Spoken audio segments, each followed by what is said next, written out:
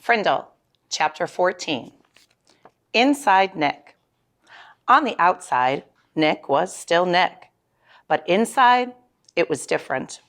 Oh, sure, he still had a lot of great ideas, but now they scared him a little. For instance, Nick learned in social studies class that people who buy stuff are called consumers. If consumers stop buying, stores and shops and restaurants go out of business. Then, boom, a new idea hit him. All the kids loved lunchtime. But the awful part about lunch was the eating part, school food. And the food was never a surprise. You had to smell it all morning and then go to eat it. The food was always bad. Well, thought Nick, the school cafeteria is sort of a restaurant, isn't it? And the students are the consumers, right? And we don't really have to buy our lunches there, do we? Nick could see it all. He would get all the kids to bring their lunches from home every day until the ladies who made the lunches cooked better food. He was sure those women didn't cook food like that for their own families. The kids were the consumers with $1.35 in their pockets, and until the food was better, that's where their money would stay. Great idea. Nick was sure it would work, and he got all excited about it.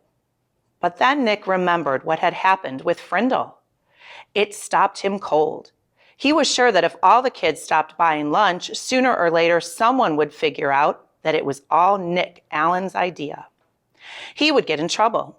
People would write about it in the newspaper. The principal would call his parents. Anything could happen. So for the first time in his life, Nick kept a good idea to himself. He never even told John or Chris.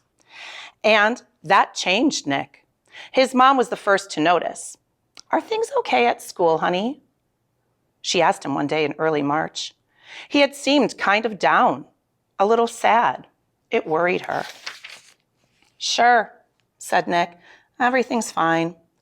Everything's okay with your friends. They haven't been hanging around here very much.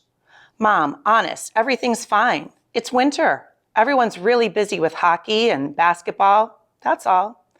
And Nick went to his room and shut the door. Mrs. Granger noticed the change too. The clever little rascal who had looked her in the eye and said, "But I really didn't have a Frindle with me." That boy wasn't in her class anymore. Now a quieter, more careful Nicholas Allen came into class every day.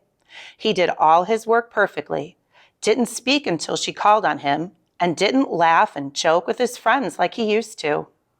School would be over in a few months, and it seemed like there was nothing she could do to help him. Toward the end of the year, Nick remembered the letter that Mrs. Granger had asked him to sign on the back when the Frindle business was just getting started. The chess game was over, so he was expecting to get that letter from Mrs. Granger any day. But all spring it didn't come, so he thought she must have forgotten about it. Nick was afraid to bring it all up again, but he was dying of curiosity. So on the last day of school, Nick knocked on Mrs. Granger's classroom door. She was straightening up the textbooks on the bookcases below the windows. Without turning around, she sang out, "Come in." Nick said, "Hi, Mrs. Granger." Mrs. Granger stood up and turned to face him. "Oh, it's you, Nicholas. I'm so glad you stopped by. I've been meaning to talk to you, and this will save me having to send you a letter this summer." Nick gulped and said, "That's what I came for, the letter." Mrs. Granger looked puzzled for half a second, and then she said, "Oh, that letter." Then she paused. "You will recall, Nicholas, that I said I would send you that letter when all this was over. And it's not over." "It's not?" Nick tilted his head to one side and asked, "When will it be over?" Mrs. Granger smiled and said, "Oh, believe me, Nicholas, you'll know when it's over. I wanted to talk to you about something else." She walked across the room and stood about 2 feet from him. Nick had grown during the year, and their eyes were almost on the same level. Nick noticed that the eyes were softer, but just as powerful. "I've noticed that you've been very quiet for the past few months. You know, Nicholas, you didn't do anything wrong this year. I know a lot of things happened and a lot of things were said, And you must have had some difficult days here and there. But your idea was a good idea, and I have been very proud of the way you behaved, most of the time. Nick was embarrassed, but Mrs. Granger kept on talking. And Nicholas, you have great things to do in this life. I'm absolutely sure you do. And you mustn't let a few hard days trick you into clamming up. Then Mrs. Granger reached out and shook Nick's hand and looked him in the face. Her eyes were turned up brighter than Nick had ever seen them before. She said, "Nicholas Allen, I have enjoyed having you as a student. Now you go out there and have a wonderful summer. And I expect to hear remarkable things about you, young man." Mrs. Granger watched Nick start to leave. But before he got to the door, he turned and said, "Thanks, Mrs. Granger. You have a great summer too." Then he grinned and said, "And don't forget to buy some new Frindles for next year." Thanks to his little talk with Mrs. Granger, along with a healthy dose of summer vacation, Nick made a full recovery. He was proud that he had made up a new word, and he enjoyed thinking about all the commotion it had stirred up. That one little word had made 5th grade a year to remember. Before he started 6th grade, Nick was Nick again, and all through junior high and high school and college, he proved it.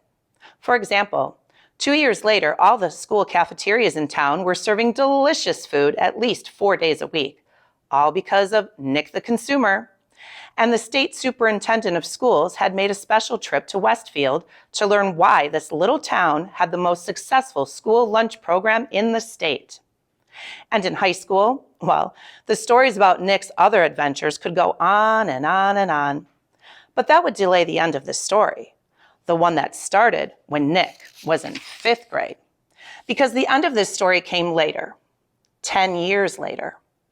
And what was happening to Nick's word during those 10 years? Nothing fancy, nothing exciting. Words don't work that way.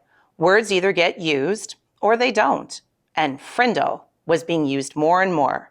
It was becoming a real word.